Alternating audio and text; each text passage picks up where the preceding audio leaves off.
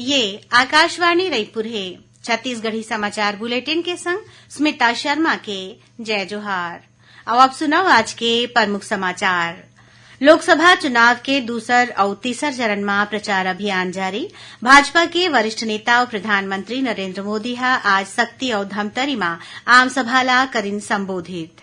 प्रदेश में लोकसभा चुनाव के दूसर चरण में राजनांदगांव, महासमुंद और कांकेर संसदीय क्षेत्र में काली संझा चुनाव प्रचार थम जाही। और हनुमान जन्मोत्सव आज छत्तीसगढ़ संघरा देश भर में श्रद्धा और उत्साह के संग मनाए जावत है। अब समाचार विस्तार ले। प्रदेश में लोकसभा चुनाव के दूसर और तीसर चरण में भाजपा और कांग्रेस संघरा आने राजनीतिक दल मन के स्टार प्रचारक मन के सभा और रैली जारी है। यही कड़ी में आज भारतीय जनता पार्टी के वरिष्ठ नेता और प्रधानमंत्री नरेंद्र मोदी जांजगीर चांपा लोकसभा क्षेत्र के सक्ती जिला के ग्राम जेठा में आम सभा ला संबोधित करेन। श्री मोदी कहिन कि कांग्रेस दुष्प्रचार करथे कि भाजपा संविधान ला बदल दिही या आरक्षण ला खत्म कर दिही। ओमन ला लोगन ला विश्वास देवइन कि कोनो भी मनखे देश के संविधान ला नहीं बदल सके। श्री मोदी कहिन कि आजादी के बाद ले कांग्रेस तुष्टिकरण और वोट बैंक के राजनीति करे है। फिर भारतीय जनता पार्टी सबका साथ सबका विकास के मंत्र में चलैया पार्टी है। उमन कहिन कि भाजपा की प्राथमिकता गरीब, युवा, महिला और किसान मन के कल्याण है। श्री मोदी कहिन कि केंद्र के भाजपा सरकार खेती किसानी में माई लोगिन मन के भागीदारी ला बढ़ाए में जुटे है। ड्रोन जैसन आधुनिक तकनीक ले खेती के लागत ले कम होही और ए ड्रोन क्रांति के अगुवाई माई लोगिन मन करही। एखर बर ओमन ला ड्रोन पायलट के ट्रेनिंग दे जावत है। भाजपा सरकार के लक्ष्य 3 करोड़ माई लोगिन मन ला लखपति दीदी बनाए के हवय। एखर ले स्व सहायता ले जुड़े माई लोगिन मन ला फायदा होही। ए मौका में मुख्यमंत्री विष्णुदेव साय, वित्त मंत्री ओपी चौधरी, सांसद गुहाराम अजगले, पूर्व नेता प्रतिपक्ष नारायण चंदेल संघरा पार्टी के बड़े नेता और कार्यकर्ता मन संग 12 ठन विधानसभा क्षेत्र के लोगन बड़ संख्या में मौजूद रहिन।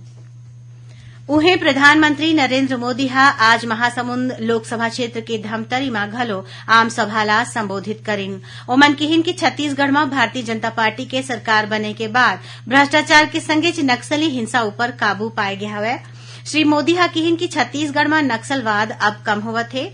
ओमन विश्वास देवइन कि नक्सलवाद ला जड़ ले खत्म करके रही। श्री मोदी कहिन कि केंद्र सरकार डाहर ले छत्तीसगढ़ के विकास बर कतकुन कदम उठाए गए हवय। राज्य में रेल, सिंचाई और इंटरनेट कनेक्टिविटी ला तेजी ले बढ़ाए जाही। अपन 2 दिन के छत्तीसगढ़ दौरा में श्री मोदी आज संझा रायपुर के राजभवन में रात्रि विश्राम करही। एकर बाद ओमन काली बेहनिया अंबिकापुर में आम सभा ला संबोधित करही। उन्हें भाजपा के वरिष्ठ नेता और मुख्यमंत्री विष्णुदेव साय 26 अप्रैल के जांजगीर चांपा जिला के ग्राम पहरिया में सभा लेही।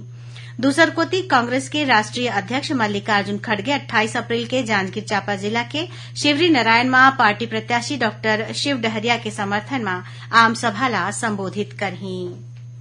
प्रदेश में लोकसभा चुनाव के दूसर चरण में राजनांदगांव, महासमुंद और कांकेर संसदीय क्षेत्र में काली संझा चुनाव प्रचार थम जही। एकर बाद प्रत्याशी मन घर घर जाके जनसंपर्क कर सकी। ए तीनों लोकसभा क्षेत्र में 3 जन माई लोगिन संघरा 41 जन उम्मीदवार मन चुनाव मैदान में हवय। एमा प्रमुख रूप ले राजनांदगांव लोकसभा संसदीय क्षेत्र ले कांग्रेस पूर्व मुख्यमंत्री भूपेश बघेल ला और भाजपा सांसद संतोष पांडे ला चुनाव मैदान में उतारे है। उन्हें महासमुंद लोकसभा क्षेत्र ले कांग्रेस के ताम्रध्वज साहू और भाजपा ले रूप कुमारी चौधरी चुनाव लड़त हैं। ऐसने कांकेर संसदीय क्षेत्र ले कांग्रेस ले वीरेश ठाकुर और भाजपा ले भोजराज नाग चुनाव मैदान में हवय। दूसर चरण में राजनांदगांव, महासमुंद और कांकेर निर्वाचन क्षेत्र में मतदाता मन के कुल संख्या 52,84,938 है। इमा पुरुष मतदाता मन के संख्या 26,05,350 और महिला मतदाता मन के संख्या 26,79,528 हवय। उहें तृतीय लिंग के 60 जन मतदाता हवय। एकर अलावा दिव्यांग मतदाता मन के संख्या 51,306 हवय। दूसरा चरण के मतदान बर 6,567 मतदान केंद्र बनाए गए हवय। एमा संवेदनशील मतदान केंद्र के संख्या 458 है। उन्हें 55 ठन मतदान केंद्र ला दूसर जगह ले जाए गए हवय। ये संसदीय क्षेत्र मन में 26 अप्रैल के मतदान होही। प्रदेश में लोकसभा चुनाव के तीसरा चरण में रायपुर, दुर्ग, बिलासपुर, जांजगीर चांपा, रायगढ़, सरगुजा और कोरबा संसदीय क्षेत्र में 7 मई के वोट डाले जाही। यही बीच रायपुर के जिला निर्वाचन अधिकारी डॉक्टर गौरव सिंहा आज एक पत्रकार वार्ता में बताइन कि ये संसदीय क्षेत्र में 45 जन उम्मीदवार मन हा नामांकन दाखिल करे रहीन। एमाले तिलक सोनकर के नामांकन रद्द कर दे गिस। उहें 6 जन उम्मीदवार मन हा अपन नाव वापिस लीन। इसने रायपुर लोकसभा क्षेत्र में 38 जन उम्मीदवार मन चुनाव मैदान में हावय, जौन मन ला चुनाव चिन्ह दे देगे हावय। छत्तीसगढ़ी समाचार बुलेटिन आप मन आकाशवाणी रायपुर ले सुनत हव। छत्तीसगढ़ के खबर ले है आपके वास्ता और खबर के विश्वसनीयता ले है हमार वास्ता। आकाशवाणी समाचार रायपुर के प्रादेशिक समाचार बुलेटिन के संगे संग हमार समसामयिक कार्यक्रम आप रेडियो के संग अपन मोबाइल में घलो सुन सकत हव। आकाशवाणी समाचार फेसबुक, ट्विटर और यूट्यूब में घलो हावय। हमार फेसबुक पेज हरे Chhattisgarh news on AIR, Twitter handle CGAIR news और हमार यूट्यूब चैनल हरे छत्तीसगढ़ AIR न्यूज। तो अब रेडियो के संगे संग आपके मोबाइल के माध्यम ले हम आप तक पहुंचत हन। छत्तीसगढ़ के हर खबर पर सुनत रहो आकाशवाणी समाचार। अब आगू बढ़ो बाचे समाचार कोती। हनुमान जन्मोत्सव आज छत्तीसगढ़ संघरा देश भर में श्रद्धा और उत्साह के संग मनाए जावत थे। हनुमान जयंती चैत्र महीना के पूर्णिमा के दिन मनाए जाथे। ये मौका में देश भर के हनुमान मंदिर में आज बिहनिया चले विशेष पूजा अर्चना के संग भंडारा कराए जावत थे। हनुमान जन्मोत्सव के मौका में आज राजधानी रायपुर संघरा प्रदेश के सबो हनुमान मंदिर मन में श्रद्धालु मन के भीड़ देखे गिस। वहीं आने आने जगह में सुंदरकांड और अखंड रामायण संघरा दूसर धार्मिक आयोजन करे जावत थे। राष्ट्रपति द्रौपदी मुर्मू हा काली राष्ट्रपति भवन में नारायणपुर जिला के छोटे डोंगर के प्रसिद्ध वैद्यराज हेमचंद मांझी ला पद्मश्री पुरस्कार ले सम्मानित करीन। पद्मश्री ले सम्मानित होए में मुख्यमंत्री विष्णुदेव साय हा श्री मांझी ला शुभकामना दीन है। अपन संदेश में श्री साय हा कहिन की करीब 5 दशक ले बस्तर संघरा पूरा छत्तीसगढ़ के ग्रामीण मन ला प्राकृतिक और किफायती स्वास्थ्य सेवा देवैया श्री मांझी के ग्रामीण स्वास्थ्य सेवा के क्षेत्र में निस्वार्थ सेवा भाव हमर मन बर सीखे के लइखे। राज्यसभा सांसद रंजीत रंजन हा आज महासमुंद के कांग्रेस भवन में राखे गे एक पत्रकार वार्ता में कहिन की पाछू 10 बछर में देश में बेरोजगारी हा चरम में पहुंच गया हवय। ओमन कहिन की केंद्र में कांग्रेस के सरकार बने में युवा मन ला रोजगार दे जाही। उन्हें महालक्ष्मी योजना में माई लोगिन मन ला 1 लाख रुपया हर बछर दे जाही। श्रीमती रंजन हा कहिन की कांग्रेस हा किसान मन के आमदनी ला दुगुना करे के संगेच मनरेगा के राशि बढ़ाही। सक्ती के पूर्व विधायक सरोजा राठौर और खरपति कांग्रेस के वरिष्ठ नेता मनहरन राठौर हा भारतीय जनता पार्टी में शामिल हो गया हवय।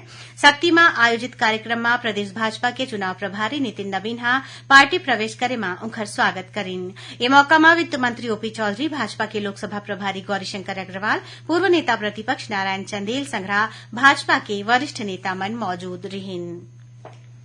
दक्षिण पूर्व मध्य रेलवे डहरले गर्मी के मौसम में रेलगाड़ी में यात्री मन के ज्यादा भीड़ ला देखत पुरी उधना पुरी के बीच 17 घाव अवई जवई बर हफ्ता में 2 घाव स्पेशल ट्रेन चलाए जाही। ये ट्रेन पुरी ले 25 अप्रैल ले 27 जून तक हर सोमवार और गुरुवार के और उधना ले 26 अप्रैल ले 28 जून तक हर मंगलवार और शुक्रवार के चलही। ये गाड़ी मन के स्टॉपेज बिलासपुर, रायपुर, दुर्ग और गोंदिया स्टेशन में देगे हवय। ये गाड़ी में कुल 17 ठन कोच के सुविधा रही। अब पेश है मौसम के हाल। मौसम विभाग हा वैया 24 घंटा में प्रदेश में 1-2 जगह में हल्का वर्षा होए के और गरज चमक के संग छींटा पड़े के संभावना जताए है। उन्हें 1-2 जगह में अंधड़ चले के और आकाशीय बिजली गिरे के चेतावनी दे है। मौसम विभाग के अनुसार एक ठन द्रोणिका मराठवाड़ा ले दक्षिण केरल तक बने हैं, जेकर असर ले प्रदेश के मौसम में बदलाव आए है। यही बीच पाछू रतिहा राजधानी रायपुर संघरा प्रदेश के कुछ एक जगह में अंधड़ संग हल्का बूंदाबांदी हुई।